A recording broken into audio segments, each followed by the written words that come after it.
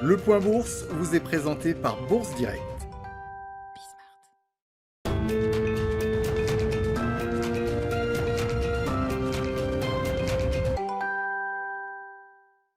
Tendance à la hausse toujours sur le CAC 40 avant l'ouverture des marchés américains. Marché américain attendu en hausse également de leur côté, à en croire les contrats futurs sur les indices.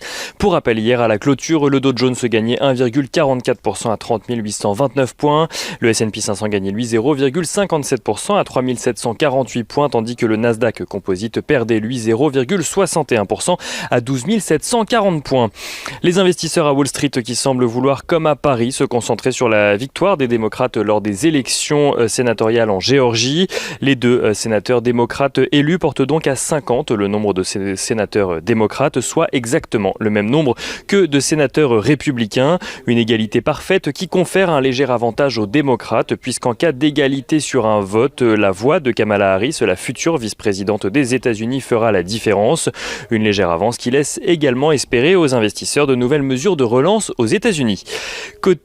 Cette nouvelle victoire du camp démocrate a cependant été vite entachée par l'irruption de nombreux militants pro-Trump au sein du Capitole, alors que se tenaient les discussions parlementaires en vue de la certification de la victoire de Joe Biden.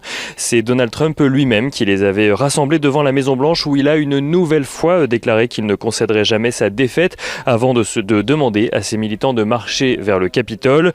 Une fois arrivés là-bas, ces derniers ne se sont cependant pas arrêtés et plusieurs manifestants sont entrés de force au sein de l'institution, menant à de nombreux affrontements avec les forces de l'ordre. Plusieurs personnes ont d'ailleurs été blessées et au moins l'une d'entre elles a succombé à ses blessures en lien direct avec les affrontements. Une situation qui a poussé la maire de la ville à imposer un couvre-feu qui devrait être maintenu jusqu'à l'intronisation de Joe Biden. Les parlementaires ont regagné le Capitole afin de continuer le processus de certification.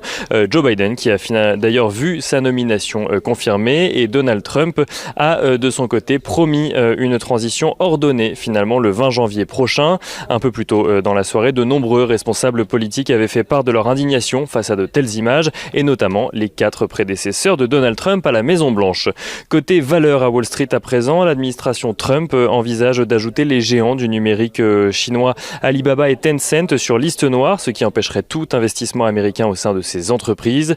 Et Atos regarde de son côté le rachat de DXC Technologies. Le groupe français aurait fait une proposition pour plus de 10 milliards de dollars selon l'agence Reuters.